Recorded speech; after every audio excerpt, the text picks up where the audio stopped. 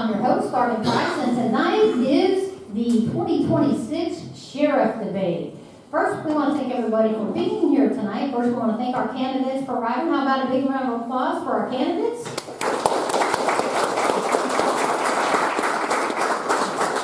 We also want to thank our studio audience. Look at our audience showed up tonight. Thank you so much for carrying out tonight, showing up. Round of applause. We want to thank MDR TV, who is filming us live tonight, and Steve Hall, my personal hero, who keeps us on the air for 15 years, even though I've got him arrested and everything. Poor Steve Hall. We've drug him through it all. He is truly a hero. How about a big hand of applause for Steve Hall? We want to thank the genius behind Truth Politics, Michael Mann, because if it wasn't for him, we wouldn't be able to do any of this stuff. And our timekeeper, Attorney Josh Lowe, tonight. Okay, I've already read the rules to the candidates. We're going to go through the rules real quick so the audience will know, and so the TV audience and the Facebook audience. Oh, and we want to welcome our Facebook Live audience. Thank you guys for joining in, and our audience on MBR TV. Thank you so much. Okay, rules. Questions will be asked by the moderator. Each candidate will have the same opportunity to answer the same questions. The answers will be timed. When the moderator/timekeeper states time or raises up his paddle, okay, you must stop talking. When it's your turn to answer, you may spend your time responding to a previous comment or answer, or you may spend your time entirely on the current question, or a combination. Each candidate will have, Each candidate will have a timed open and closing remarks. Candidates will not interrupt each other. You must wait until it's your time to speak. We ask that the audience members do not interrupt the candidates while they are answering questions. The citizens watching and listening to these debates want to know what the candidates have to say, not the audience. Right now, what I want to do is I'm going to write a number down here. Everybody write a number, and whoever gets closest to the number that I have written here is going to go first.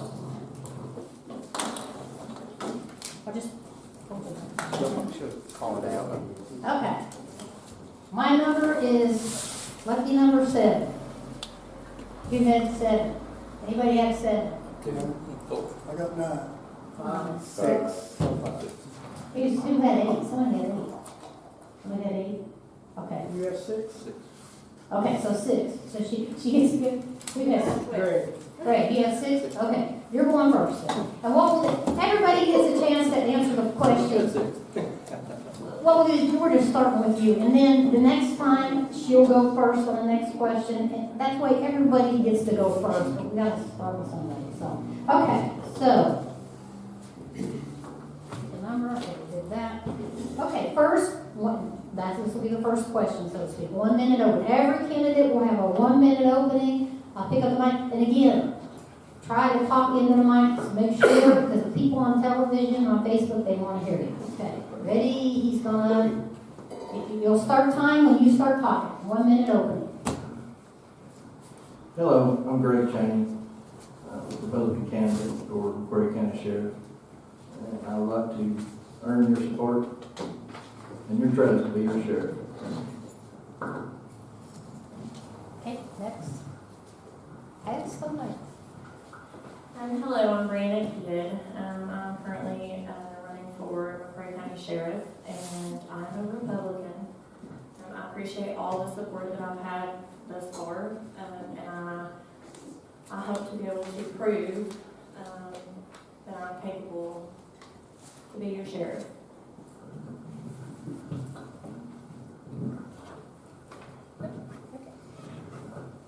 Hello, folks. Wait, turn on. Hello, folks. My name is Gus Skinner. I am your candidate for McCreary County Sheriff's Office.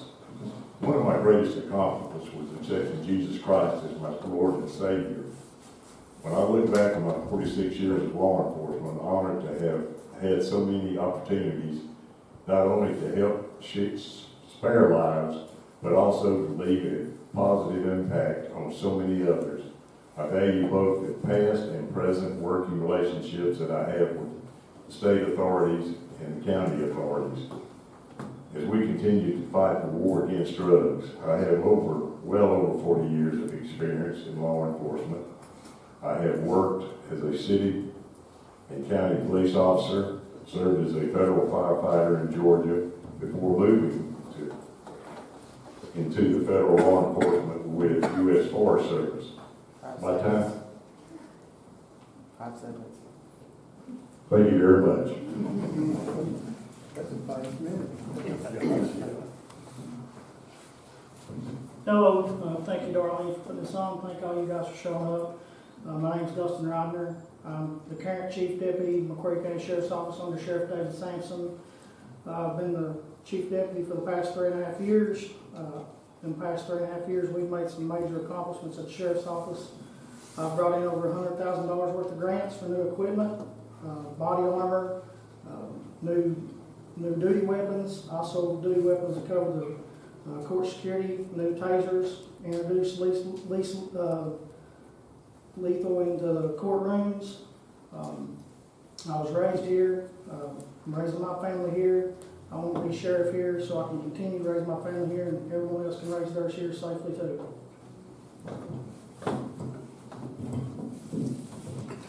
Jerry Meadows, Republican candidate for sheriff of McCreary County. I've been in law enforcement for over 20 years now, served approximately 11.5 years here with the McCreary County Sheriff's Office. I've also served as a city police officer and deputy sheriff currently in Wayne County, where since October 1st of last year, I've served as a school resource officer. I've also worked in corrections. I've also worked in dispatch. I'm running for sheriff because I love our county. This is home. I hope I'm your next sheriff, but regardless, this is still home. I want McCreary County to be the safest and best place it can be to live, raise a family, for visitors to come to, and I want the sheriff's office to be the best sheriff's office it can be. Thank you. My name is Randy Waters. I'm running for sheriff as a Republican also. Been married to my wife Colette for 46 years. I got a son named Kevin, granddaughter named Madison. I worked 11 years in the coal mines, 9 years as in the factory as forgot what I was going to say. But anyhow, I worked 8 years in PDA office, sheriff for 8 years, and as armed forces and military police for 6 years. And I want your vote on May 19th. Thank you very much. Hello, my name is Don Gardy. I'm running for sheriff here in McCreary County. I'm also a Republican candidate. I'm going to tell you a little bit about myself. I've married my wife, Peggy Don Gardy. We've been married going on a couple more months. We've 46 years, and we got one daughter named Nikki. She's married to Sean, and we got 2 more for grandkids. Mason, he attends University of Louisville.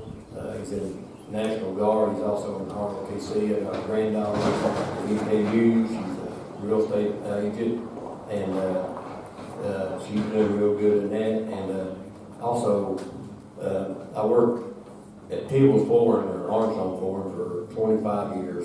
We were shut down, and I also went to National Park Service as a work leader. Was there for 8 seasons. Went to 2019, I went to Danville National Forest full time, and I was an integrated resource technician. And appreciate you both. Good evening, great citizens of McCreary County. Thank you all for being here this evening. My name is Kevin Taylor. I'm the Republican candidate, number 8 on the ballot. I'm the nephew of the late and former Sheriff Virgil Gibson. I was raised up around him all my life, and I know everything. I know things about the police. And I worked 2 years as a deputy jailer here when we had the jail here. And I'm asking for your vote on May 19th. And thank you for being here tonight. Thank you. Okay, next question. I think she's first on this, right? Okay. This one will give everybody 2 minutes, okay? Please describe what you believe to be the duties of the office of sheriff in the state of Kentucky. I believe that the duties of police officers in Kentucky is to protect, serve, and collaborate with their community. I think it's important that deputies and all police departments work with community partners, whether that be CPS, whether that be our local schools, our mental health facilities, our rehabilitation facilities. The most important part of every police department is being able to connect with the citizens that you serve. I think it's important that everyone is trained in motivational interviewing, trauma, certain mental health fields. I think it's also important that people, or that the deputies and sheriff, I do apologize, this is my first year. But I think it's important that any department know their community very well, know what their community needs, what their citizens need. A department's role is to serve, protect, and collaborate with our community. That's all.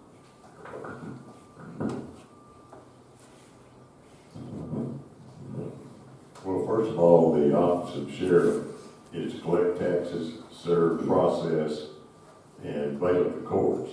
Us being a small county, we have no other law enforcement except the state, so the sheriff's office does all the patrolling, answers all calls, and which is with our budget and with the amount of deputies that we have, it's kind of hard to do that. But we get out, we do our best, and continue to do our best. We need to have well-trained deputies, all certified, and continue to fight against drugs. That is one of our biggest problems we have here in the county. And if I'm elected sheriff, two of the main things, I'm going to work on child abuse and elderly abuse. Because they're elderly people, they've got so many fault they're raising their grandkids, great-grandkids, and then the druggies come in and exploit them, and then our kids are being molested, mistreated, and it goes by the wayside, and I think that's something that the sheriff's office ought to work hard on, and that is, if I'm elected, that will be one of my main goals. I'm a school resource officer, I'm assistant chief of McCreary County School District, and I see this every day with these kids.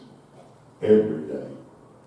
They come in crying, and all they want is just a hug and I love you. And if I can do that, I feel like I've accomplished something that day.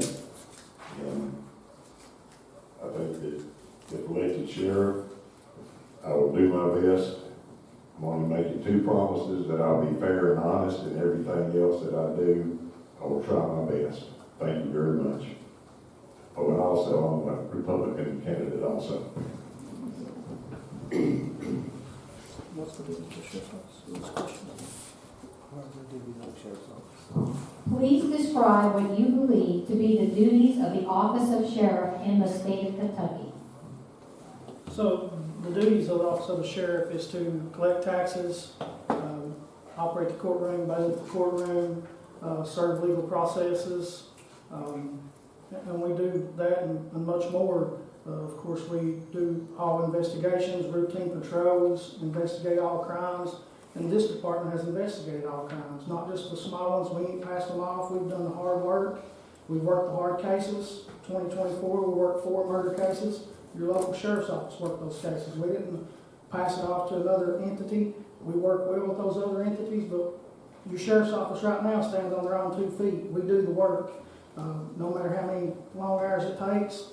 We've trained hard. We work close with our prosecutors, learned how to put good cases together.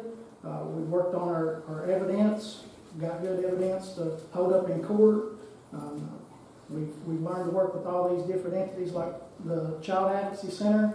Never had heard of the Child Advocacy Center until 2023-24. Worked very well with those people on child abuse and child abuse cases, and it makes our cases strong and prosecutable.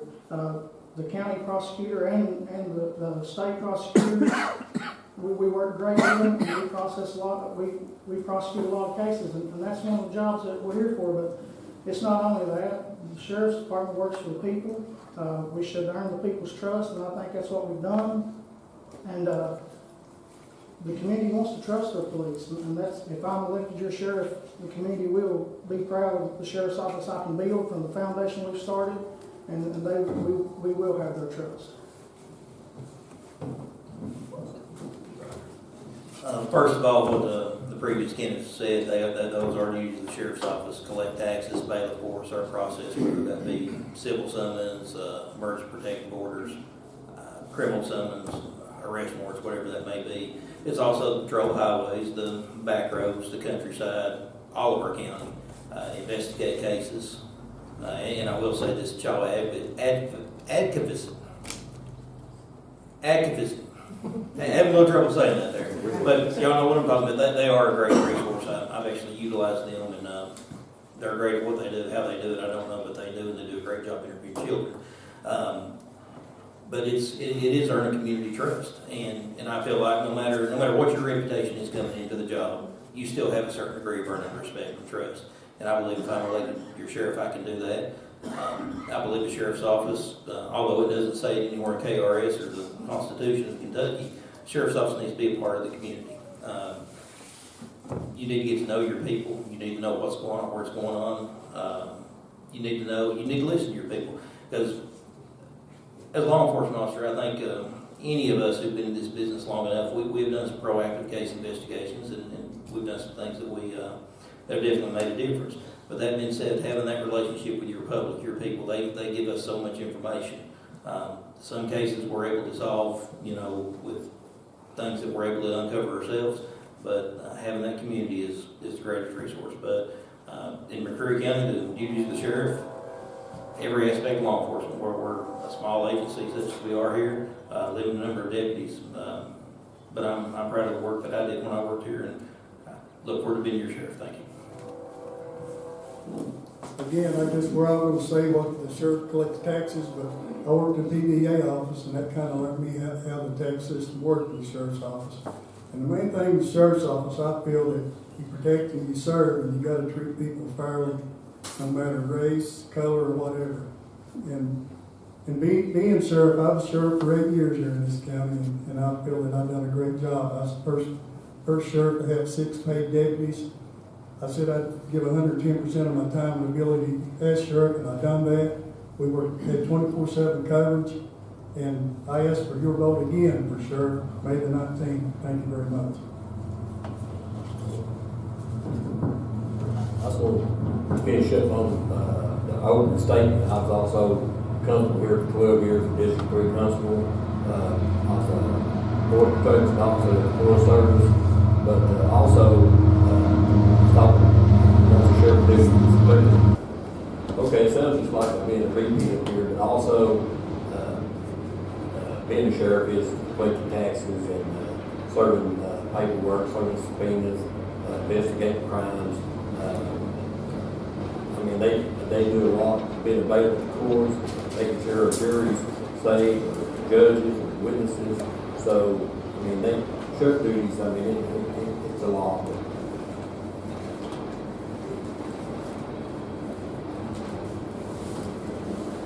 Duties of the sheriff's office is to collect taxes, to serve and protect, and to enforce and apply the laws of the Commonwealth of Kentucky.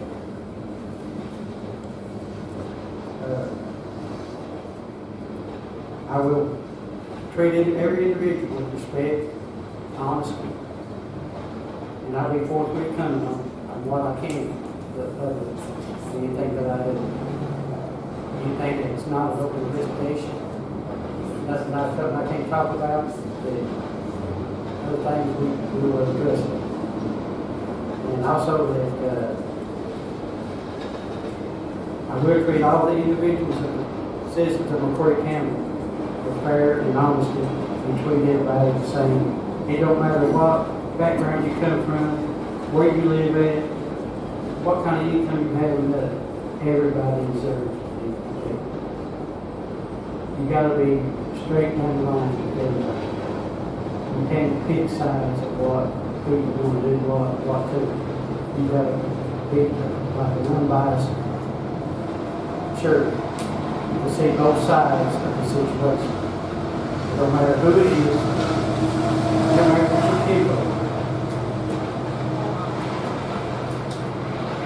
Stephen here. Can we shut this back door back there and just everybody get outside? I'm sorry. I was over here before. No train, no train, no train. Welcome to live TV. Sorry, Steve, that train is really, if we can lower that. It will have to be the longest one in the history of. Yeah. Oh, that one.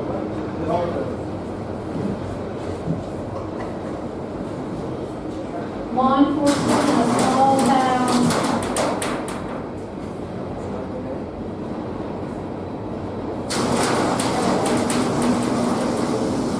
Thank you, Stephen.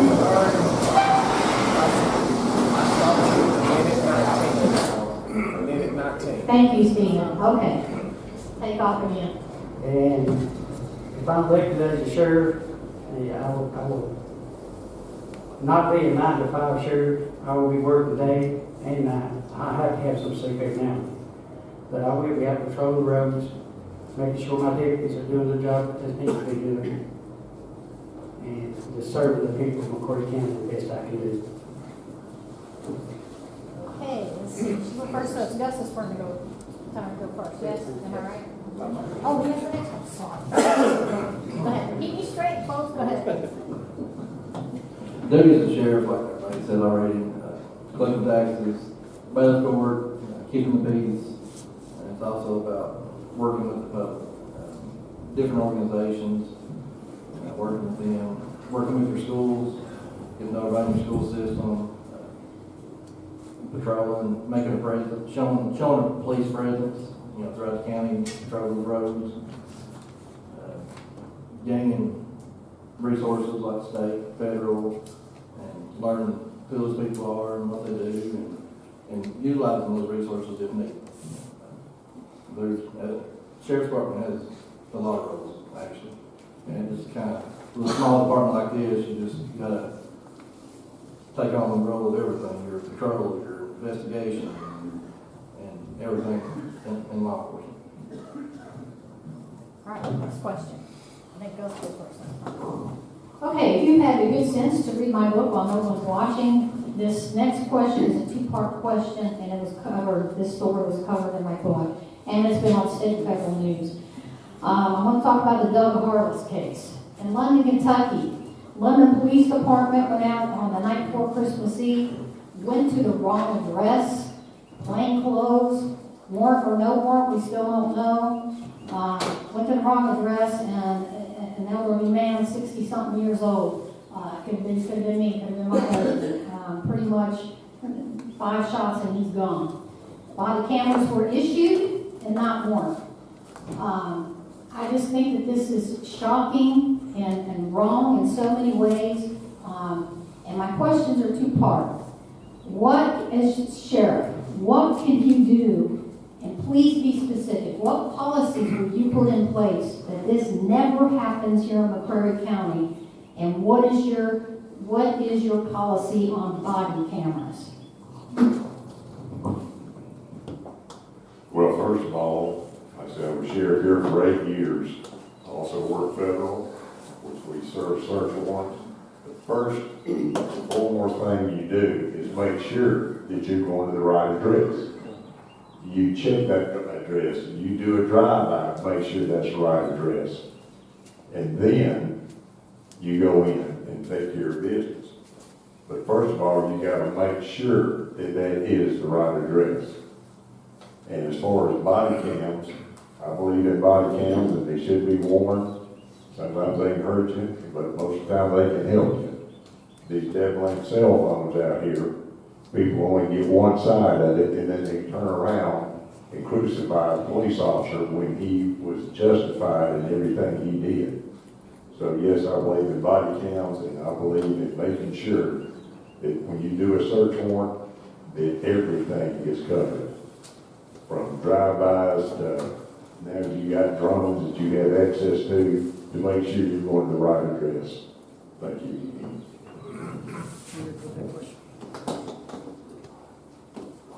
This is regarding the Doug Carlos case in London, Kentucky. London Police Department went out, and it's still questionable even if they had a warrant. This was a night before Christmas Eve. They went out at night over a weed eater. I left that out, over a weed eater in the middle of the night. Unmarked units, not marked. Body cameras were issued but not worn, and they went to the wrong address. And when they made entry, 5 shots into an innocent elderly man, which I just think is appalling. So my question is 2-part.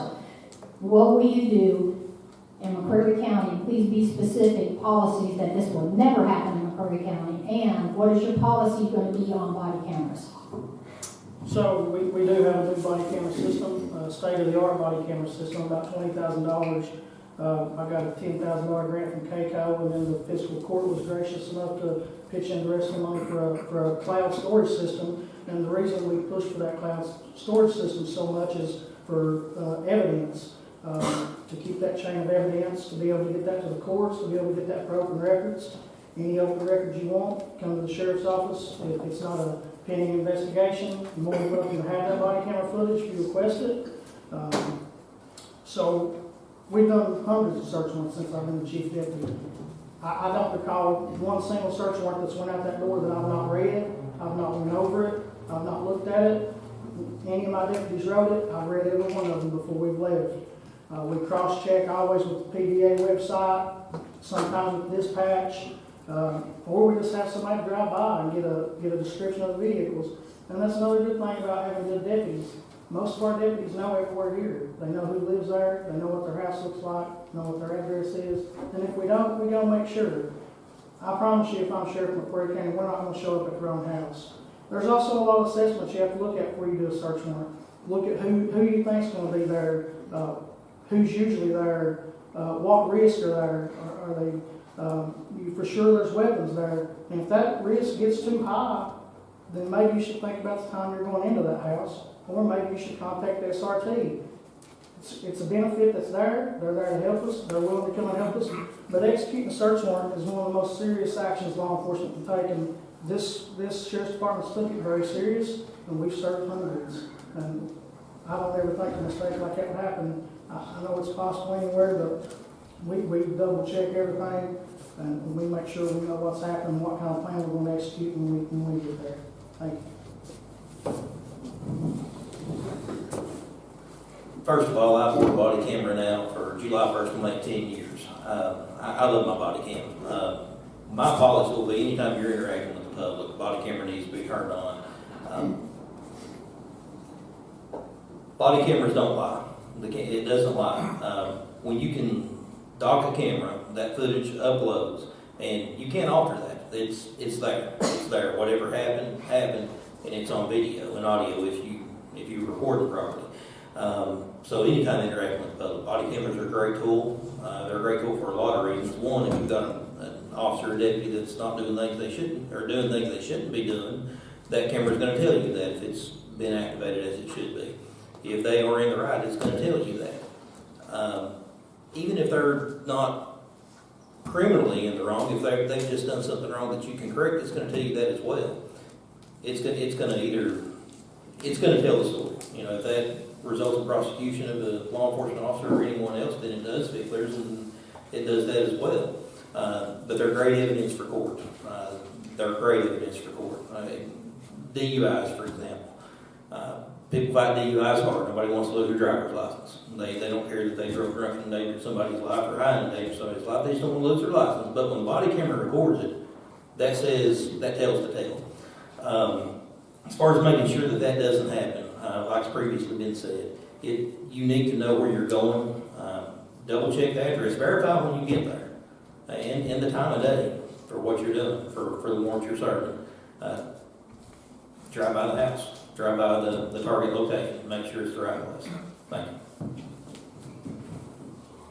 First of all, you should have a policy in your handbook that's specifies how to serve a search warrant.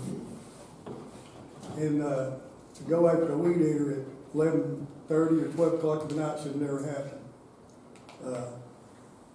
When you do a search warrant, when you leave that sheriff's office, you got two deputies that checks the mileage from the time you're leaving to where you're going to the residence. And they take a picture of that house and come back and give you the info, and then you do your search warrant. When you send that search warrant to the judge to get it signed, in your affidavit, if it's late of a night, you should put in there the search warrant will be served day and night. And the judge will then figure out, does he gonna sign it so you can do that search warrant or not? And as far as the body cams go, you need that body cam at that search warrant, and you need to document the time that you knock on that door and give them time to open that door. That way, if it's documented, then you got your stuff when it goes to court. Should have a policy in place for body cams, which we had body cams when I was sheriff, and before I left, United bought us 10 brand new ones, and I'm sure they still have them, I guess, I don't know. But that's something that you can hold your deputies accountable for too, not only out here on the case. You can watch what your deputies do and how they act and how they treat people, and body cams are a plus for the sheriff's office. Thank you.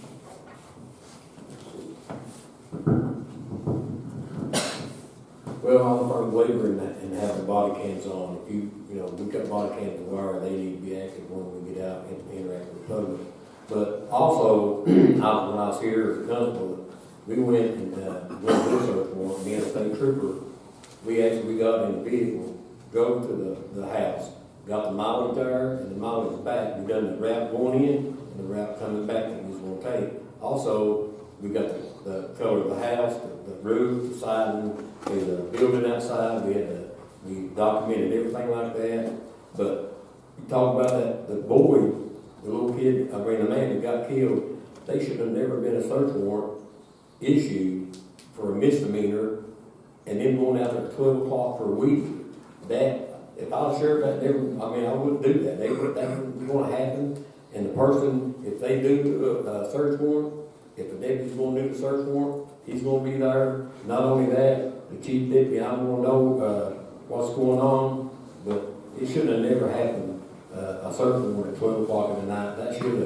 You could have done a knock and talk the next day. Went in there, I've done before on stolen property. You could have went to the house and talked to the person and see if they, had the weed eater. If they had the weed eater, if they couldn't clean, we'd work with them. But it shouldn't have never happened. And if they didn't really want to cooperate with you, you could leave two people there to secure a scene. If we had to, we'd go back and get a search warrant and go back. But that shouldn't have never happened. And that won't happen under me. I'm not giving a search warrant out for a misdemeanor to serve at 12 o'clock at night. That ain't gonna happen. If I recollect right, none of the city police was actually out of their jurisdiction when they searched it, when they went after the man. If I was sheriff Root over Laurel County, I would be one pissed off sheriff. And I would make sure that somebody would pay for that. Because that is not right. Everybody's human rights need to be protected. Nobody needs to be killed if they don't have to be. Over a weed eater, that's just mind-boggling. But somebody does need that. All the stuff needs to come out. Somebody needs to investigate it, the DOJ, the FBI or something, and find out what's going on. And I've heard a lot that there's a lot of corruption going on over there. But as sheriff, if you go in and serve a search warrant, you've got to do all the process and make sure all your I's and dotted and your T's are dotted. And make sure you're going to the right place and go in with a calm and cool head. Not everybody's just a big criminal. We all make mistakes. We're all just human. But my deputies will be accountable for their actions, and they will be wearing body cams to make sure they're accountable for it. And, deputies mess up too. We all mess up. But you got to have accountability, and you got to have consequences. if they do something wrong. And thank you.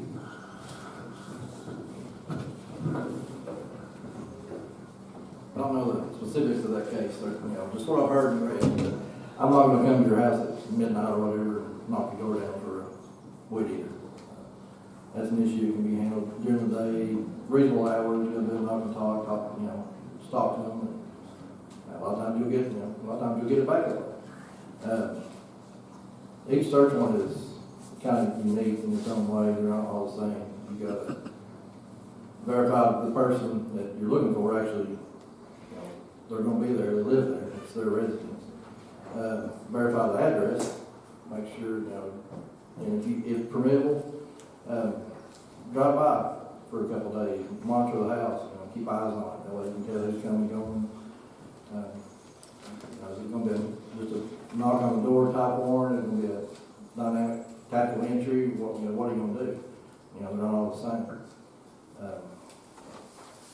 And as far as with the body cameras, they're a useful tool in law enforcement. It keeps the integrity of law enforcement.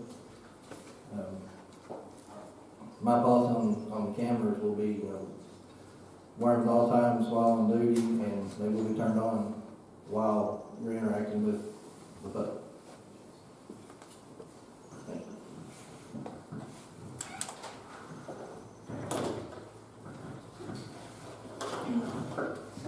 I'm not 100% specific on all the details of the case either. However, we're going to serve a search warrant. There's several different ways to verify your address, whether that's a PVA, going onto the PVA, whether that is, using your satellite maps. Technology has went way beyond, where it was years and years ago. And do your research before you go into serve an arrest warrant. You want to know what this person looks like if you're able to do so. You want to do your research about their criminal history.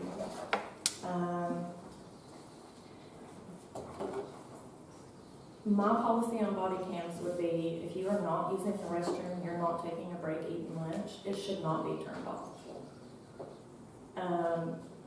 Those are there for a reason. That's to protect not only the community, but deputies as well. And if, my policy looks around, if they're off, I'm going to ask why. If there's not a valid, legible reason, I'm going to wonder why. Because to me, that will just show that, there's something that doesn't add up. And if not, like I said, I would just want a reasonable explanation. Sorry. And I know that it was a misdemeanor, just based off of this discussion, but, okay.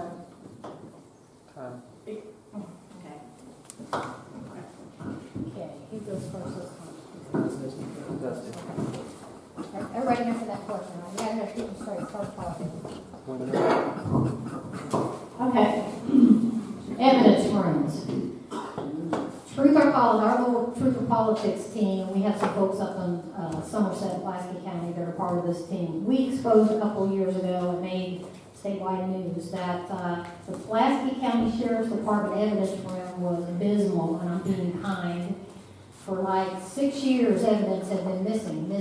We're talking DNA evidence, blood splatter evidence, drugs, guns, missing, and reported, over a period of years, and nothing done. Nothing, no investigation come in, no audits or anything. Somerset Police Department, we exposed that too. We had a captain up there. After he was retired, he was doing it before he retired, after he retired, he was going right back in the evidence room. Shouldn't have even been allowed in there. And by the time they did the warrant, they found, I think, 8,000 pills in his garage. I mean, and then we have 3 state troopers that won a lawsuit, and rightfully so, because they blew the whistle on KSP evidence rooms where evidence is missing from, from cops stealing evidence. And in the state of Kentucky, unfortunately, our state representatives and our state senators and our governor has failed in this because it's their job to make laws. There's no laws or regulation that says evidence rooms in the state of Kentucky must have outside, somebody coming in and inspect them. No outside inspection. My question to you is, what will be your policy to make sure the transparency and that your evidence room has some kind of outside objective inspection? What will be your policy? 1 minute. Yeah, let's do 1 minute on that. I know that's hard because we're getting close on time. So evidence is crucial to your cases. And you owe it to the victims to make sure that evidence is preserved and logged in. Right now, our evidence room has a camera inside it 24/7 that records. There's only 2 people, our evidence clerk and the sheriff, that have access to that room. We have outside storage lockers, so say tonight you get evidence, you bag it and tag it and you put it in that evidence locker. The only person getting that evidence out of that locker is the evidence clerk, moving it into the evidence room. Everything's computerized in there, but one thing I've thought about, if I'm elected sheriff, is I want to modernize that. I want a computer system where that stuff's scanned in that we know where it's at. I want to make sure that stuff is tracked for every second. That's how you build strong cases. And if you're not keeping good evidence, then the courts aren't going to want to prosecute your cases, of course. So getting that modernized will be on top of my list, just a computer system to scan in and out stuff. I gave you an extra 10 seconds. Okay, sorry about that. Hold on. Hey, Stephen, is Stephen here? Can we go ahead and shut this door? Somebody, because Yeah, they're not going to be. yeah, they're gonna keep it. Sorry, Stephen. Now we got somebody over here with a drill or something.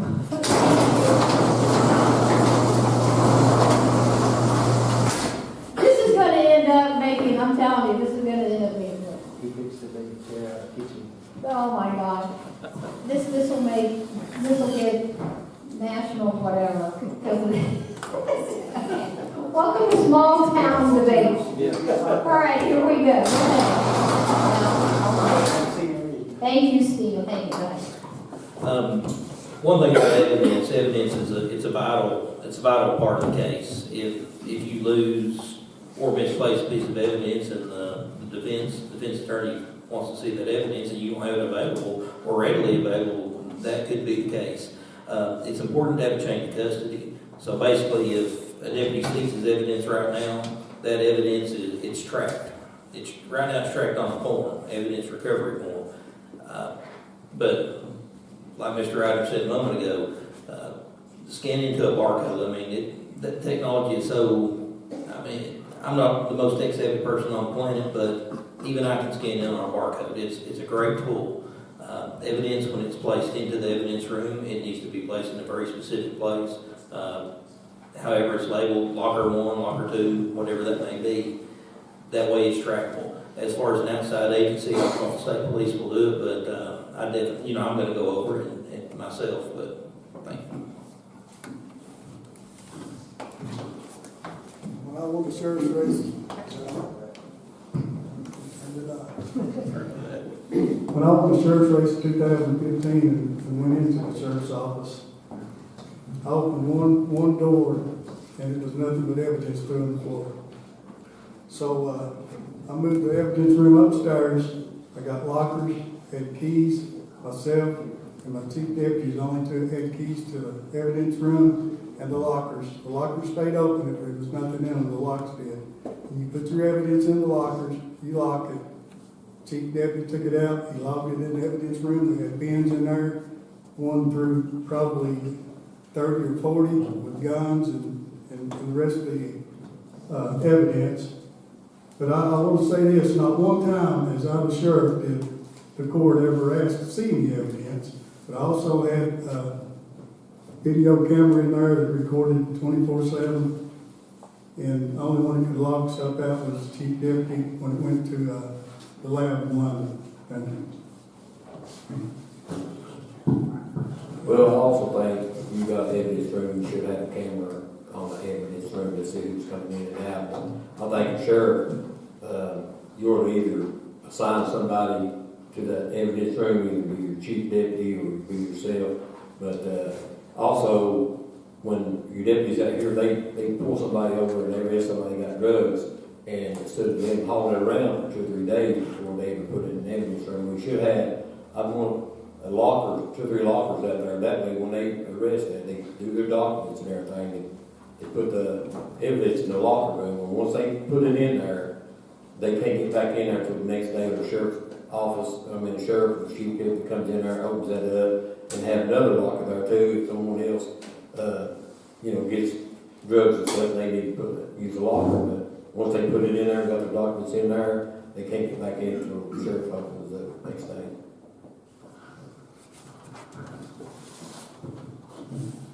If I'm elected sheriff, the 3 people that have the keys to the evidence room, and that'd be the sheriff, the chief deputy, and the clerk. And plus, you're gonna have a camera in there watching the video of it. And you do need to have a computer system with barcodes and scan it in, so you know where they're at, where they're placed at, where they're supposed to be at.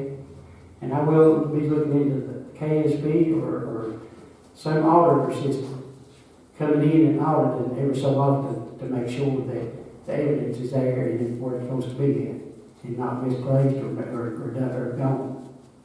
Because then you have to find out where it went and who got it, what's happened there. And that's what I do. Thank you. Evidence is a big part of your case. It can make or break your case. And the proper chain of custody on that needs to be utilized. Like I know, deputies will put it in the lockers. Once they lock the lock, they can't get back into it. It needs to be on with the sheriff and evidence custodian have access to it. Definitely have the 24/7 monitor camera to monitor it.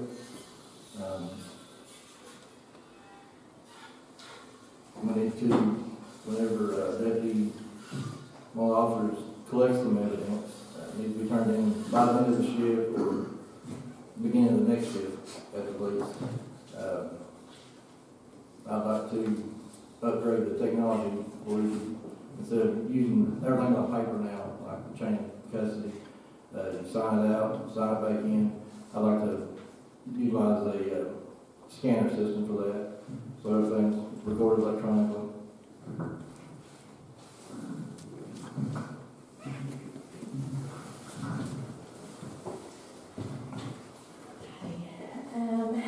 So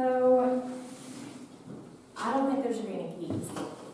I think that there should be a badge, some form of way to scan who's going in and out of that building and out of that room. That way that there's somebody or some form of a system with an outside source monitoring who's in and out of that room. There's not one single person over that. I think that would prevent things, go missing from the evidence room. I think that when you're collecting evidence, I think it should be logged and photographed at the scene exactly where it is, just like the investigation should be. Photographed when you have put it into something to transport. Photograph it when you get to where you're putting your evidence.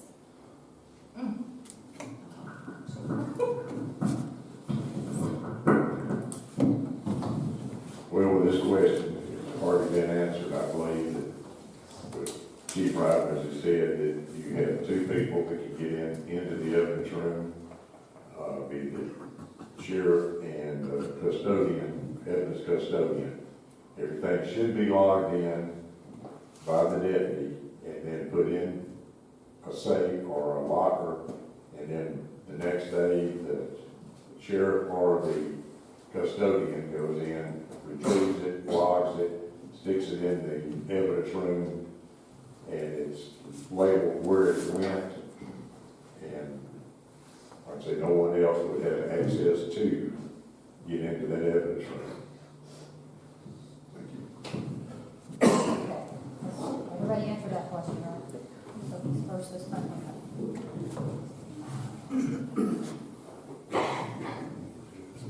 Like most let's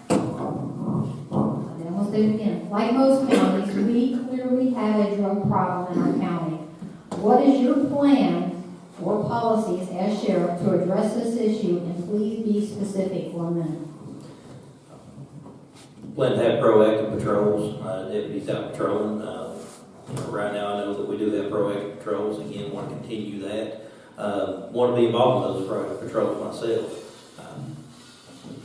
And, target the drug areas where the drug activities occur, which is occurring countywide. And something I've learned over the years is not all traffic stops are a quick traffic stop. Issue a citation, issue a warrant, whatever, cut them loose. Look beyond the traffic stop. Look for certain cues, whether it be verbal or nonverbal. But most of all, again, listen to our people. Be proactive, listen to our citizens, and focus on that, and hopefully do what we can. And as far as going back to the evidence question, I would be opposed to someone from the state police or attorney general's office doing an audit of the evidence room at some point, if they would do that. Thank you.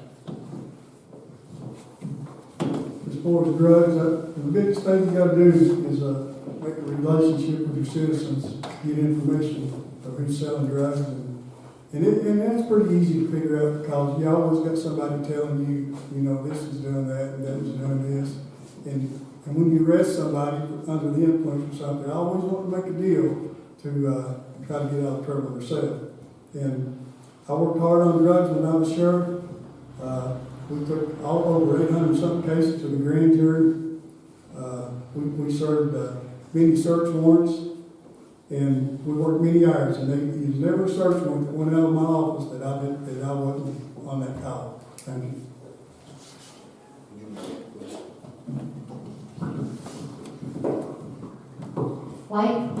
Like most counties, we clearly have a drug problem in our county. What is your plan and policies as sheriff to address this issue, and please be specific? Well, we do have a problem here with drugs, and the thing is, we need to work hard on the drug dealers. We always see something in the paper about get somebody got a pill in their pocket or something like that, and we'll take them to court. And little Johnny there ain't having the money, so we end up trying to give Johnny 5 to 10 years for a pill in his pocket. So we need to work harder on the drug dealers. Randy could probably even say on this that things drug dealer got caught a couple of years ago, $200,000, a lot of dope, guns, convicted felon.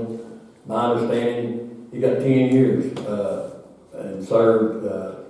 Supposed to serve 1 year, and I think he's in jail for 3 or 4 months, and he got time served on his year. So I don't know if that's true or not, but with all that money in drugs, 10 years is not enough for a drug dealer. I mean, we're going to have to do something else beside that, because if you catch a drug dealer. On the drug issue, we do have a county that's kind of wide open now with drugs being peddled around. You can go out here and bust all these druggies going into the drug house all day long. Anybody can. But you need to go after the big fish. You get them off the streets and make them and show them what the payment, for dealing them drugs. Under law, you're allowed to take anything that is tied to that drug money, and that's besides going to prison. That's what they take what you can from them. I will be busted going after all these hard drugs to McCreary County, trying to get them out of McCreary County. I said you got 3 choices to these drug dealers. You can either turn your pills over, drugs over to me to be disposed of, and get a good job, or you're going to get busted and go to jail, or you can move out of the county.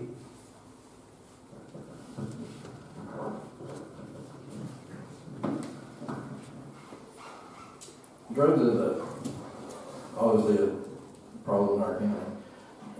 That's one of the things that you're never gonna stop. You can fight it, and slow it down. And it's like that everywhere, it's not just here. Proactive patrol, need to continue that. Investigate the drug dealers. Don't stop with them. Investigate them and see where they're getting it from. Work with state and federal agencies, see if you can figure out the pipeline where they're bringing their drugs, Brooks County in, and maybe they can, stop it at that level before it even gets to the county. But with that being said, anytime you get a drug dealer off the street, 2 or 3 pop back up in their place. And there's always somebody takes their place. And like I said, instead of, focus on them, you get them off the street, investigate them, see where they're getting it from, and see how to get in the county, which obviously is a vehicle. That's where the proactive patrols come in. And listen to your community. They're the ones that let you know. And so, many are aware that I work at the Next Chapter rehab here in McCreary County. A lot of times, people have asked for help, but they've been denied that. McCreary County is a very low, it's a high poverty area. If you take the time and listen, which also falls into that community policing that Randy had talked about, you have to get to know your community. And while doing that, why? Why are they using? Why are they selling? Whether that's trauma from their childhood, whether that is the poverty that they're facing. I don't believe I've ever met anyone that just wants to use substances. When we see a low-level drug offense, why not?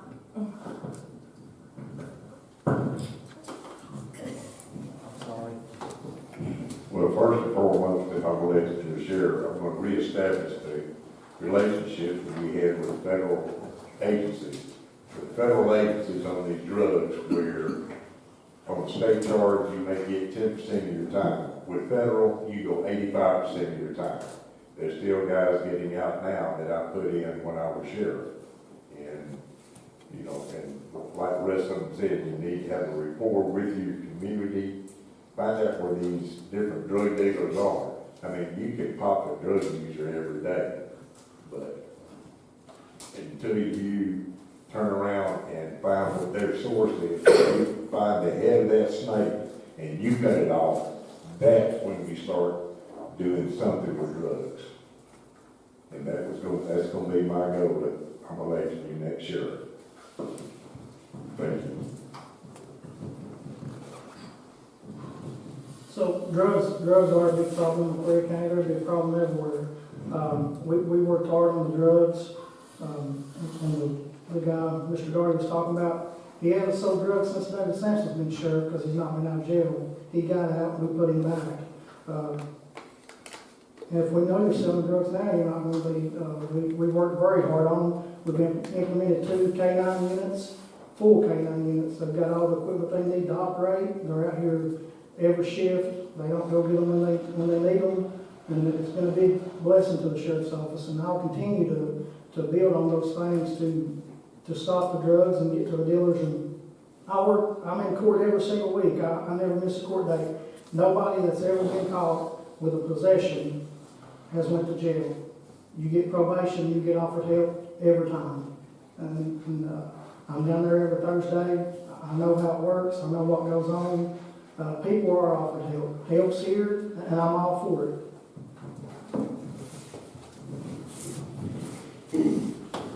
Thank you, darling. Everybody's answered that question, right? Keep me straight here. Okay. Drugs and littering, these are the 2, by the way, 2 top questions submitted by the citizens, that their biggest concerns are drugs and littering. We clearly have a littering problem, especially along the roadways. What will be your policies as sheriff to address this problem, and please be specific? Again, it's going to be having trust in the community and then having trust in you and being out patrolling the roads And, you know, I remember when Austin, he bought a couple of cameras once and put on a couple of dumps and tried to catch some people littering. But you gotta patrol the roads, monitor the roads, and hopefully you can catch somebody and have them prosecuted.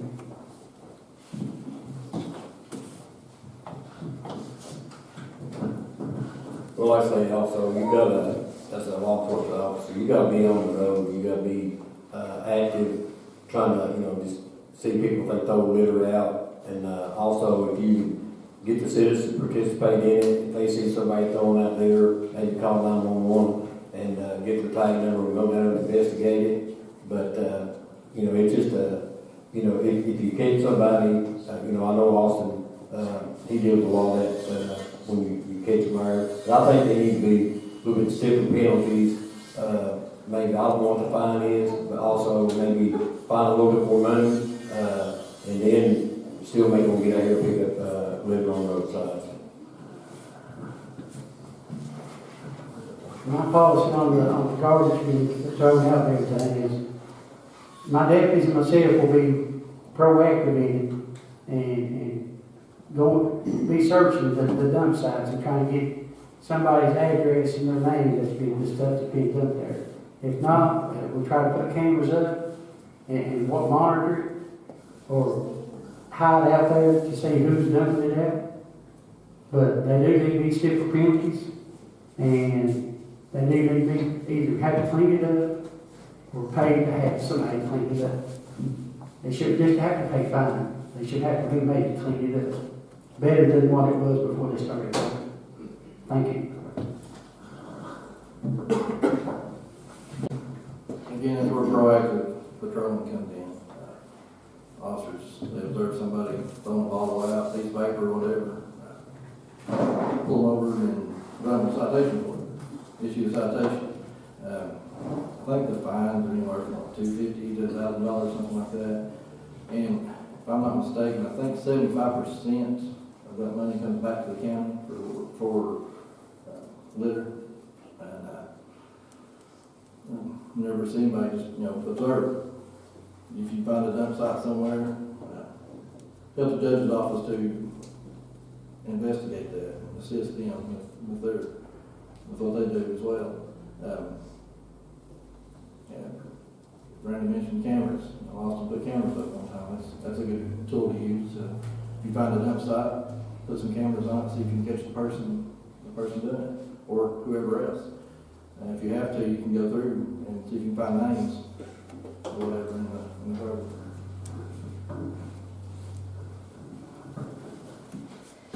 I kind of want to go back for just a second to the help being offered. I just, out of curiosity, would like to know, like, where the help is being offered. It's not locally. As far as littering, I would do things to promote Adopt a Highway. And I seen a thing on Facebook the other day about an area in Clark Hollow. I grew up down there. They have very beautiful waters. But if it's something along the lines of somebody could possibly be littering because they're homeless or they have nowhere to go, ask them if they need help. We have all kinds of resources, not just here, but in the surrounding counties that can help. And also, I'm like everybody else, side them and clean it up. I mean, give them some extra community service to help the county. Thank you. As far as littering, when I was in Asia with U.S. Forest Service, we had a lot of dump sites on federal property. So we would set cameras up, we'd get tag numbers, we'd get folks coming and going, dumping. We would cite them for that, which they would go to federal court, not county court, and got heck of a conviction rate plus fines. As far as here in the county, I still think that proactive patrol, getting with your citizens, finding out where these dump sites are. If they're major dump sites, put cameras on them. I've gone through garbage looking for names. They tear them off on anything and then throw the garbage out because they know we'll be looking through it. So that's kind of a waste of time, but the cameras don't lie. And that will be one of my main things that I like, but my main thing will be the drugs in our senior citizens and children. But garbage dumping, I despise it. So litter is very frustrating, and I understand it looks bad on our community, but it's not, we need the community's help in that. Report it, tell us, let us know, tell us what you see, but we partner with fiscal court, so used to the fine would go back to the fiscal court, and not sure where they use that money at, but we've got with our county attorney and our fiscal court, and they pledged that every case we work, the money comes back to the sheriff's office. Several $1,000s we've been awarded back for the cases that we've worked.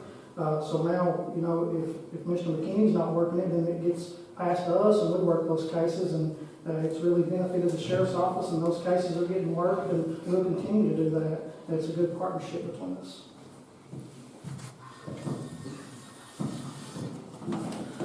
Partnerships are a big thing with code enforcement in our community. When you do proactive patrols and you find these dump sites, some dump sites you're going to have cameras on, some you're not. There's just so many places in the county that can dump that at.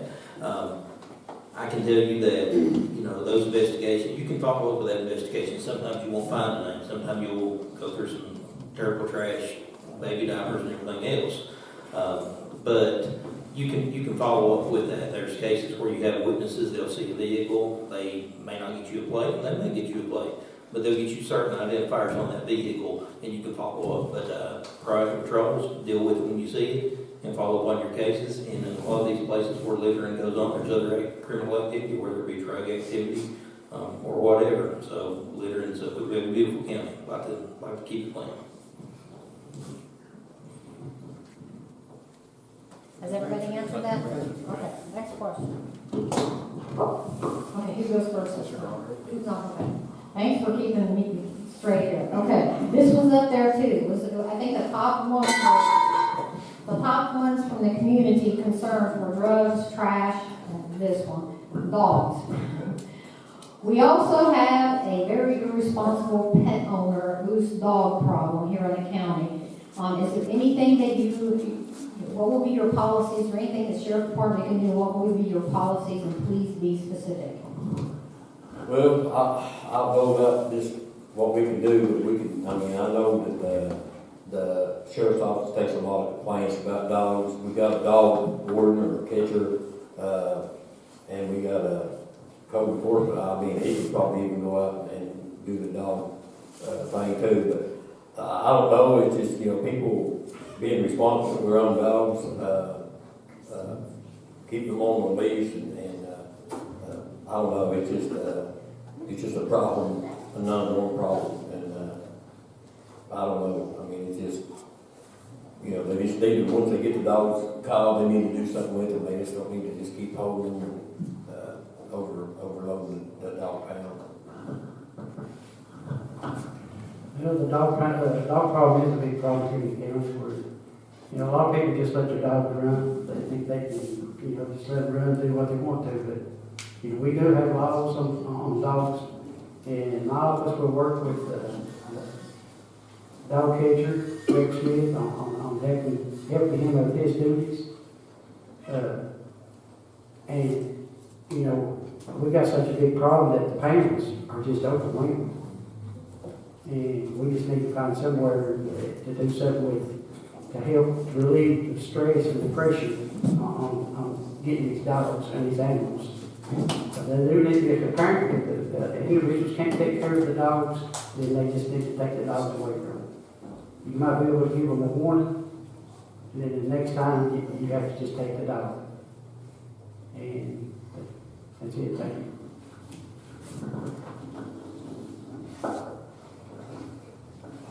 Enforce the leash laws.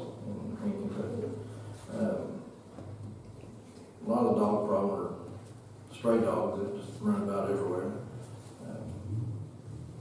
Work with animal control, assist them, call them out, utilize them. Try to get vets to sponsor a spay and neuter clinic. But I think a couple of years ago they were doing it, and it seemed like it's time to hit. But since they've not done it in a few years, it's kind of got run rampant again with the spray dogs running about. We try to get that put in place, work with the dog pound, and maybe the county can help them with some grants. I think the county pays them so much anyway. They apply for some grants to help with their animals.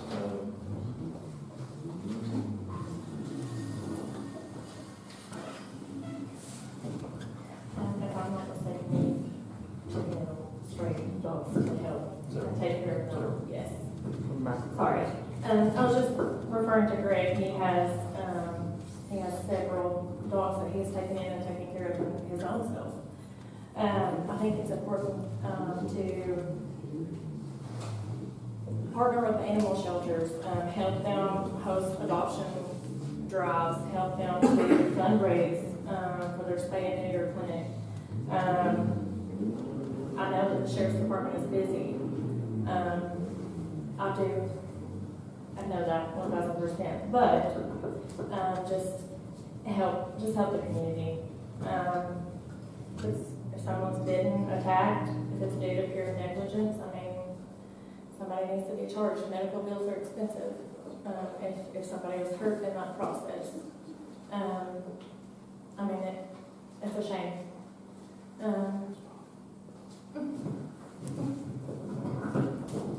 Yeah, I agree, we do have a dog problem here in McCreary County. I think one of the problems we have is these people that get a dog and she comes up pregnant, they go out in the middle of nowhere where I live and they dump the dogs. My thing is, if we can find these people, prosecute them to the top limits that we can. Put out a message, you dump your dog, we dump you. So that is one of my main things is these dogs, and true, we have dog owners that are irresponsible, and that comes under animal control, and have animal control be more aggressive with these dogs. Thank you. So it is a very frustrating problem. We get a lot of calls. It's very dangerous for the elderly, children, and for livestock owners. We've had a few cases where dogs have attacked livestock, and it's a terrible situation. But we work very closely with Smitty, Animal Control. We collaborate a lot. So the best way to tackle the problem is to figure out who these dog owners are that's not responsible and write them tickets, get them in court, but that'd be the best way to handle it. We do have a dog problem. There's a lot of irresponsible dog owners. They do dump their dogs off.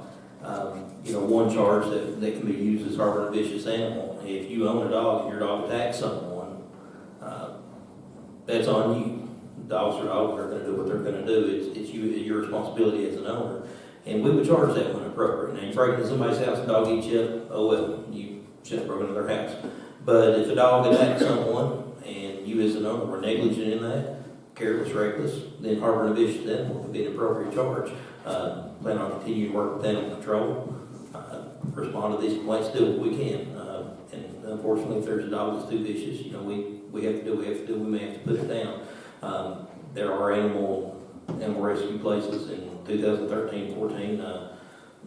I worked a case that was prosecuted by Austin Price, and we won that case. We got convictions, and I'm proud of that. I'm proud of how that worked out.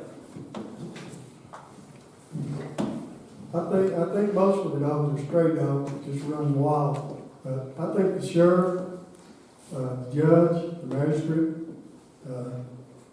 dog warden, whatever you want to call him, need to sit down and come up with some policies to help take care of some of this stuff. If I ain't mistaken, we used to have a leash law, but I think they took that away some time back. But that may not be a bad idea either. Everybody answer that?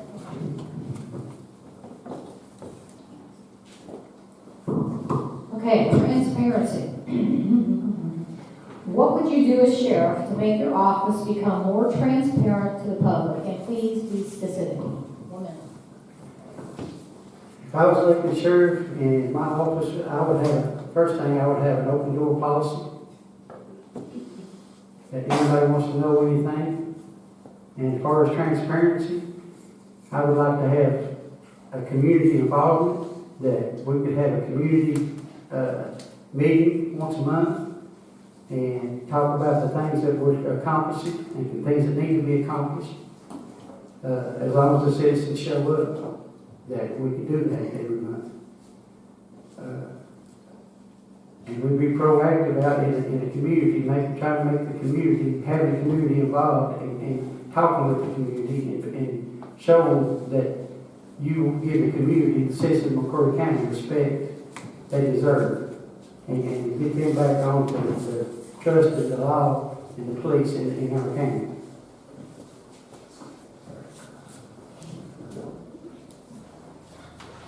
Again, that's where body cameras come in. Could utilize that resource for body cameras.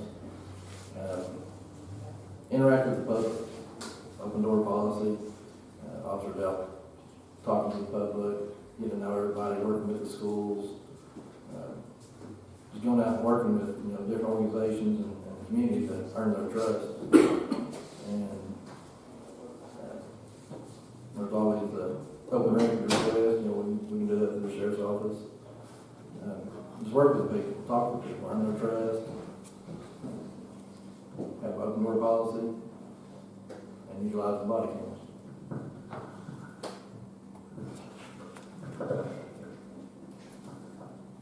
When I decided to run for McCreary County Sheriff, I had tried multiple different ways to obtain public knowledge on the crime data that we have here. I could find nothing. Could not find any reports that were shared with the public for 2023, 2020. I'm just throwing random numbers out here. I could not find any public data that showed anything along the lines of how many sexual assaults were reported, how many child abuse cases were investigated.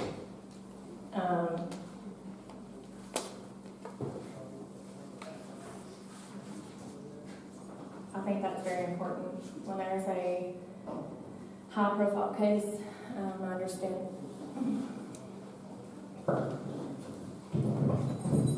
When I was sheriff of McCreary County, I had an open door policy.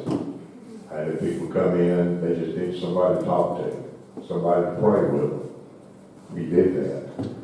And anytime if they wanted to come in my office, either to complain, if they wanted to complain on the deputy, then I'd get the deputy, I'd get them, and we get it hashed out. Make sure that to see who was right and who was wrong. And most of the time, the deputy was right, the other people were wrong, but that's the way it goes sometimes. And like I say, I'm elected your sheriff, I will continue to have an open door policy. You need somebody to come talk to, come see me. Need somebody to pray with, come see me.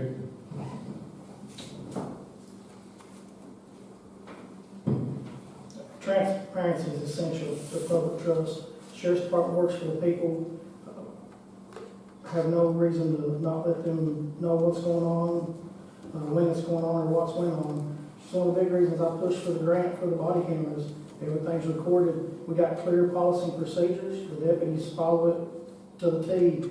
If a deputy is interacting with our public, their body camera's on. It's on the whole time they're interacting with them. Even if you just step in the office to speak with a deputy, they're recording, body cameras on. And it was essential to have that, and it's available to the people. They can come in and ask for an open records request if they need that. As long as it's not an active case that evidence is critical in, then it's there for them to get. And once that case is over, it's there for them to get. It's been great since we've activated it. And our policies and procedures are clear and are being followed daily. Thank you. Transparency is a big thing, like it's been stated here tonight already. Active cases, you can't disclose certain things with those active cases, and there's very good reasons for that. Facebook is a good tool. When you have stolen property or information unique on the case, that can be placed on Facebook, missing people. That's been done previous. The newspaper, there's a category there which is the arrest. I believe that's been since 2007. Definitely want to continue that. Put some numbers on Facebook from time to time. I know that's been done fairly recently. That way people know what the sheriff's office is doing. Again, there's certain privacy things that you can't release and certain things with cases, but people need to know what the sheriff's office is doing. The sheriff's office does work for the people, and people need to know. Again, open door policy, communicating with the public, and giving all the information out that anybody has, as long as it don't hinder the case that you're working on. If you are working on all the cases, you can't give no information out.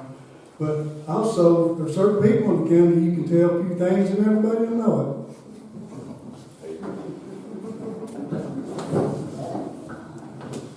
Well, open door policy be my number one thing. If you got anything, want to talk to me about, you can come to the office, talk to me, or if I'm not there, you can talk to one of the deputies to get your answer. But, just being out there and getting the trust of the people. But, like I said, there always will be somebody who wants to talk to you. So, just always be willing and ready to talk to people.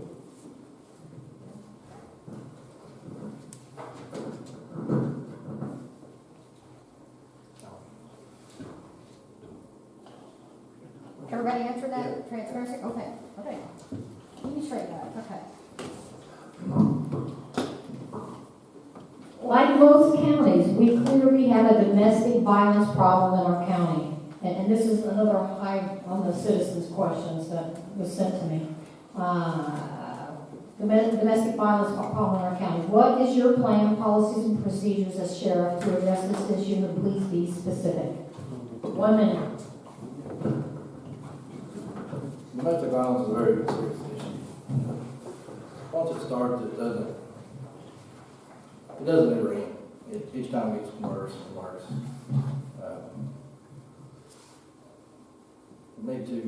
Officers need to investigate. It's always got to have 2 officers if you can. Sometimes this county that's not, your only person out. But if you can have 2 officers, have 2 officers with you. Separate the parties when you get there, talk to them individually. Get each story, investigate it thoroughly, take pictures for evidence of the victim, and once you determine who the aggressor is, sometimes that's hard to figure out which one is the aggressor. But investigate thoroughly, figure out who the aggressor is, arrest them, put them in jail for domestic violence, and let the county attorney's office take care of them from there. And the victim, try to provide them, always give them their rights, what they can do.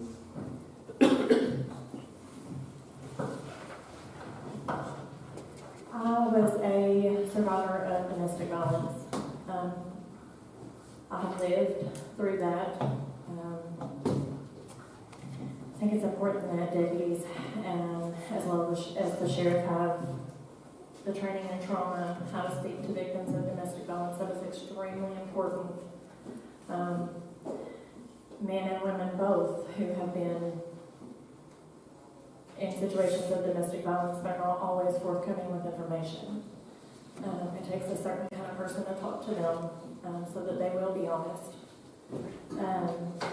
I think it's extremely important to ensure that when you arrive on that scene, photos are taken right then and there. I think it's important to provide help. Ensure that having those community partnerships that you're able to, take the time to refer them.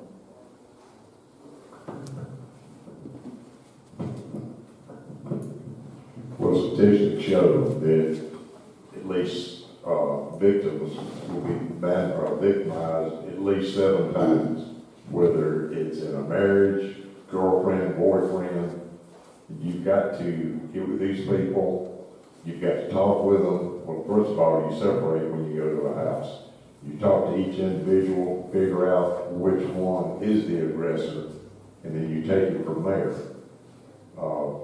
I have seen so many abused spouses. I say spouses because it happens with male and female.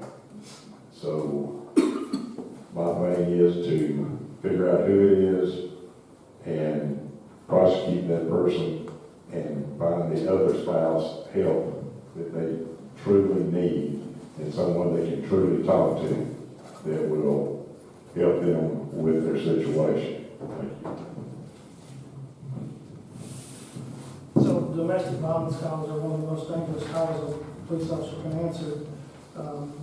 It's always a dangerous situation. And I wish we had enough people for two people to cover these calls. And sometimes we do. Sometimes we can rely on a trooper. A lot of times we do have two deputies out. Our deputies are trained very well in domestic violence. The EPOs are available 24 hours a day, 7 days a week. And the victim can get those. And we ensure that an EPO is served as soon as possible because at that time, that piece of paper is protection for whomever got it. And we take EPO violations very seriously. If you violate an EPO, you're going to jail. You'll face the courts. And it's a serious issue. And education is a big help in it. And I'll continue to take it very seriously. So do my deputies. Domestic violence is serious. They're high emotion, amongst other things. They're very dangerous for everyone involved, including law enforcement. One thing on a domestic violence situation, you need to investigate the situation appropriately, separate the parties. If you establish probable cause that someone's committed an act of domestic violence, they're the primary aggressor, you're taking them to jail. Beyond that, there's protective orders. In some cases, protective orders allow that. Although it is ordered that aggressor no longer be in the home, that's a great resource. If they're going to beat on the family, they don't need to be in the home, and that is more of a long-term solution. EPOs, or EPOs are they're available 24/7, and that's something we're going to pursue and continue to serve those as soon as they become active and we can get them started. Thank you. We have EPOs and domestic violence orders also. It's one of them things, you just hope when you go to a residence that there is domestic violence, they're definitely going to have a child.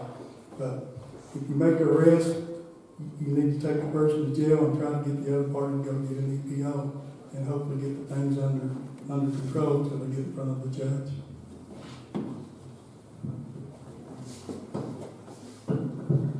Yeah, I've been with some officers on domestic violences, and most of the time you try to separate both parties and you talk to each individual and try to figure out who the aggressor is. But most of the time, you get to talking to them, and if you tell one of them, you figure out who the aggressor is, you're going to take them to jail.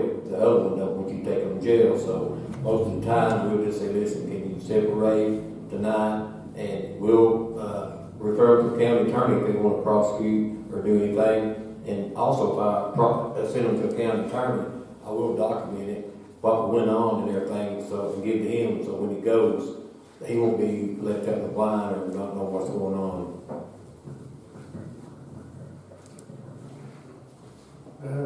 Domestic violence order, domestic violence is a big issue in McCreary County. I mean, it's everywhere.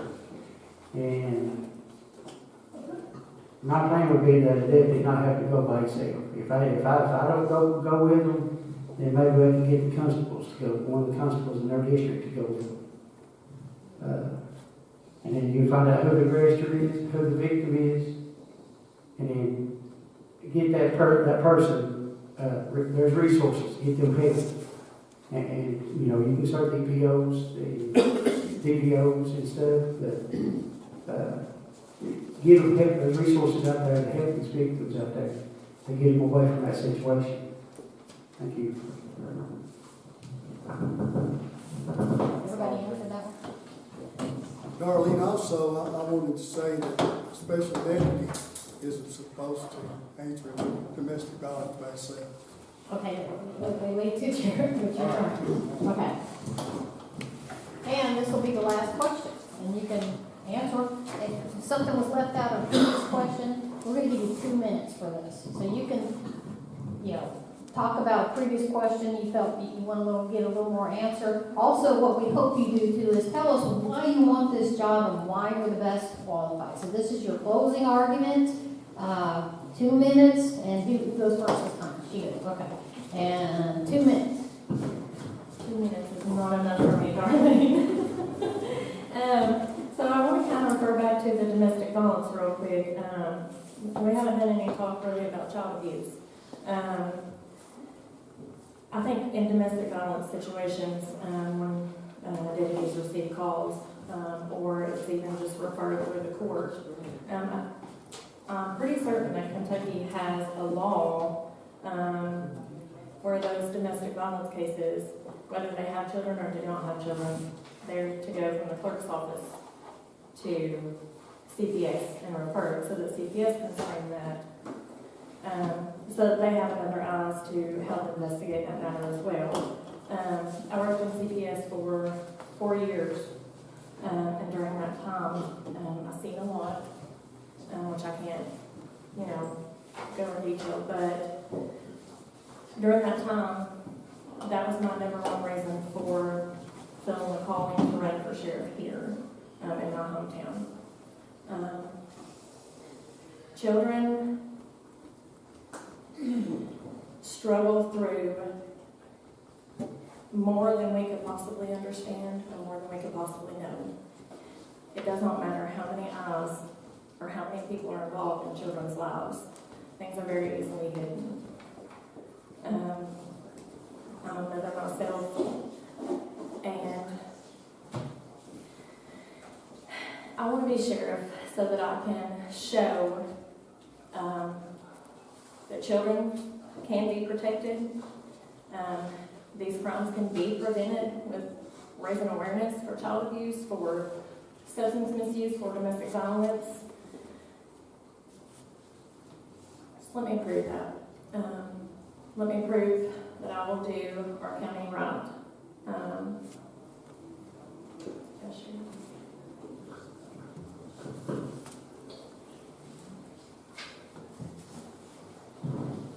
Well, first of all, that's the most important part of my life. I'm married to Mrs. Skinner, beautiful Mrs. Skinner sitting right there. We have two beautiful daughters, Heather and Brooks and Lily Smith, along with a beautiful grandbaby, Irish Kate, along with Priest Ranch Church here in Wheeler City, and FOP Lodge. And if I'm elected sheriff, I will continue what I was doing when I went out of office. I will make McCreary County proud. We need to hold our heads up and be a proud county. We can do it, but it's going to take the whole community to band together to get it. And like I said, I've got an open door policy. I will have an open door policy. If you've got any questions, any suggestions, anything we can do as the sheriff's office to improve our county. And I agree, we have a lot of child abuse. Like I say, I see our children come into school every day. And it's heartbreaking. And I believe the sheriff's office ought to be proactive, not reactive. By being proactive, we can get out and try to stop some of this stuff before it starts, instead of having to go in and pick up pieces and try to figure out what happened. And like I said, I'm elected your sheriff. I will do my best to make McCreary County the proudest county in Kentucky or anywhere else. We have great people here. We have wonderful people, and we know that we can do it, but it's going to take some leadership to try to pull this county back together. And Time.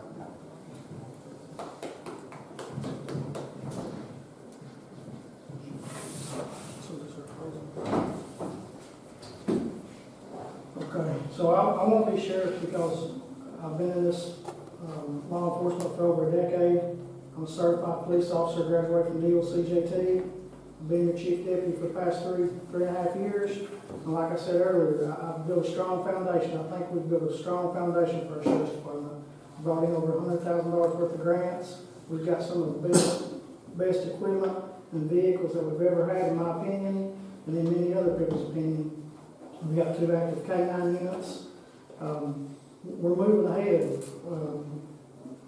And with the foundation we've already laid, I think I can move us that much further ahead. I want a sheriff's department that the people in McCreary County can be proud of.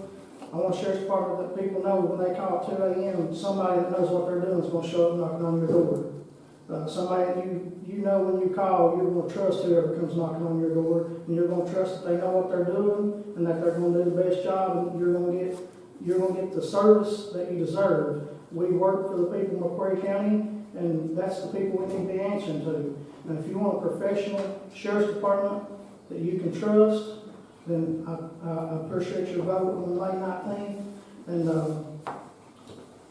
I'm ready to be a sheriff. I'm ready to lead, and I'm ready to serve. If you want a transparent sheriff's department, there ain't no corruption, then elect me as your sheriff, and that's what you'll get.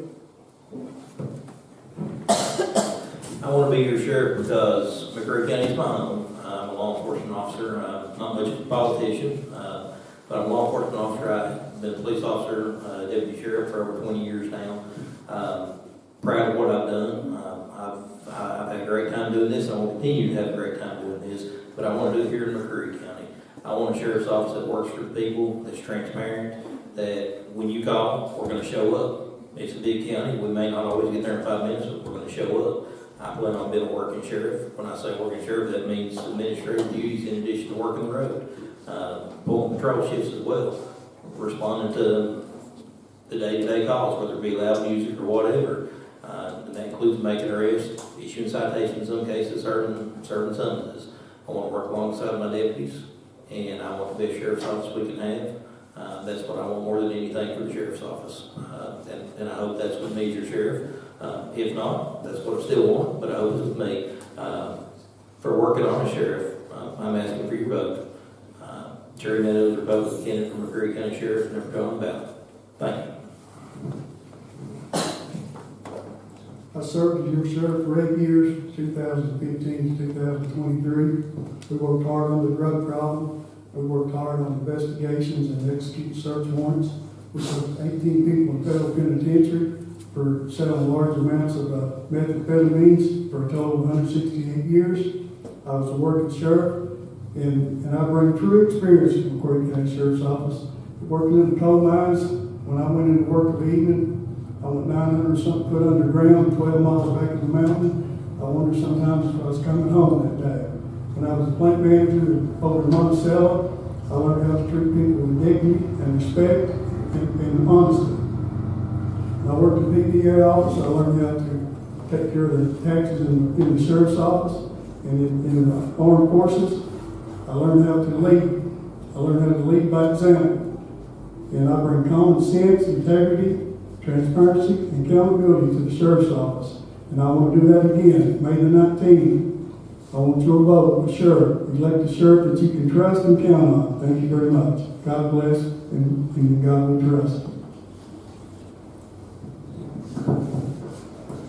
Well, the reason I want to be a sheriff is because I believe I would bring strong leadership to the sheriff's office. I believe I bring honesty, integrity, and I work on the drug problems hard. I work on the drug dealers hard, and something we mentioned tonight, we've got cold cases. We got cold cases out here, missing people, nobody mentioned them, and as long as we're not doing anything about them, you know, and talking about it, we're going to code. And as a sheriff, I'll bring that back up. I'll look into that. These missing people, I know these families are wanting answers to their, you know, to their loved ones that's missing. But like I said,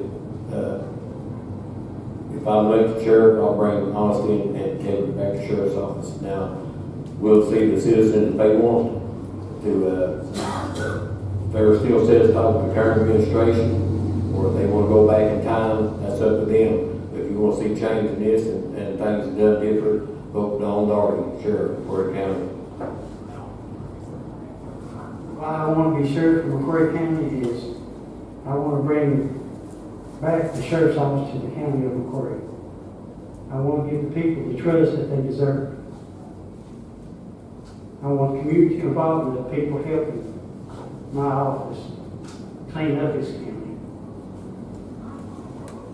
And anybody that gives information will be, their information will be held confidential to myself.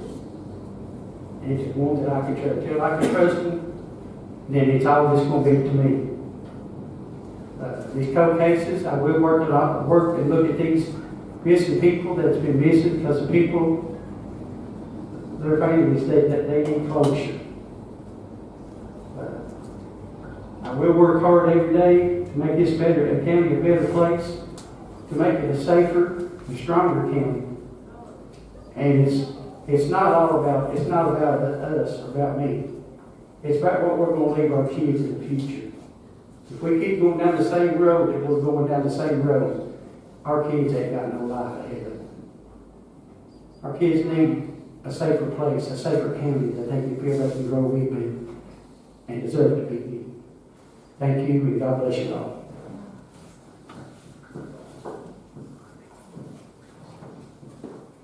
Why do I want to be sheriff? It's a citizen of McCreary County. Fine folks here in McCreary County. They've lived here all their life. They're raising their family here. I'm married with children. I was raised here. Raised my children here. And I want all families to be able to for generations, raise their children, their families here in McCreary County. Make it a safer place. I've been in public service for 30 plus years, whether it be fire department, 911 dispatcher, acting director at 911, working on ambulance, and now 11 years law enforcement with the sheriff's office. I just want to McCreary County continue to grow. I want to work with the people, let them earn our trust, investigate all crimes to the fullest, treat people with respect, and investigate all cases, and just make the McCreary County Sheriff's Department a respectable place. If you want a committed Sheriff's Department that's professional and works with integrity, vote Greg Chaney, number 6 on the ballot. Thank you. Folks, I'm here to tell you what these candidates just did. It takes a lot of guts to get up here and have a camera and a microphone shoved in your face and have somebody like me fire questions at you. These candidates have sat here for almost 2 hours, and all of them have done very well and been very professional. They all deserve a big round of applause.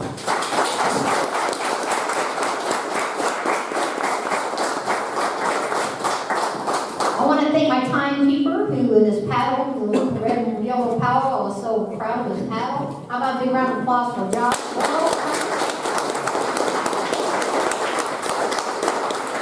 How about a big round of applause for our audience? Thank you guys. You all have put up with in the candidates. I'm so sorry for all the noise, pollution. When we came over here, every time I came over here, it was quiet. Nothing, no trains, and it's just like, welcome to live TV. But thank you, audience. You guys were so cool. You did so well being quiet and everything and not interrupting. How about a big round of applause for our audience? And of course, Michael Mann, the magical technical guy. Without him,